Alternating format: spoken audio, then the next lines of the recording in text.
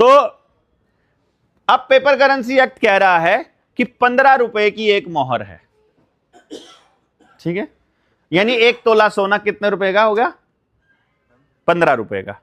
1 तोला सोने का मतलब हो गया 11.664 ग्राम सोना, और जब हम इसको 15 से डिवाइड करते हैं तो निकल के आता है 777 मिलीग्राम गोल्ड इन 1 रुपी।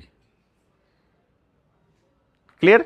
अब 1 रुपए में 777 मिलीग्राम गोल्ड, ये भारत के रुपए का स्टैंडर्ड है, ऑफिशियल लिखा हुआ आरबीआई एक्ट के अंदर के और बाकी के कानून, पेपर करेंसी एक्ट में आज तक।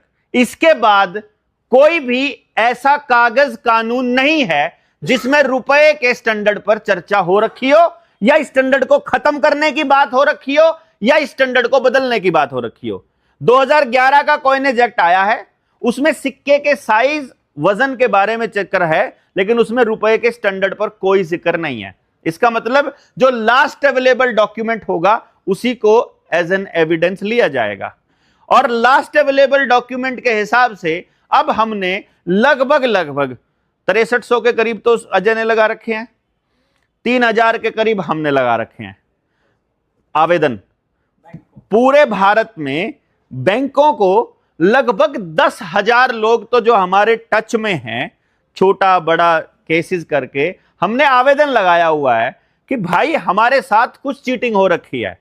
हम कह रहे हैं कि जितना गोल्ड होगा आरबीआई के पास हम उतना ही नोट छाप सकते हैं। यह आरबीआई एक्ट 1934 कहता है, आपको वो देना पड़ेगा जब भी मांगेंगे। अगर हम भारत के reserve bank of India RBI में पड़े सोने की बात करें या उसके प्रॉपर्टी की बात करें तो वहां पर केवल 800 टन सोना पड़ा है, उसकी कीमत बनती है 5 लाख करोड़ रुपया, जबकि बैंक नोट छपे हुए 34 लाख करोड़ के। हाँ वो ज्यादा हो गए, मैं उस टाइम की बात कर रहा हूं। तो अगर मान लो 34 लाख करोड़ का बैंक, मतलब 34 लाख करोड़ रुपए के सिक्के नोट हैं और 5 लाख करोड़ ही छाप सकते थे, तो 29 लाख करोड़ रुपया हो गया इलीगल, नकली।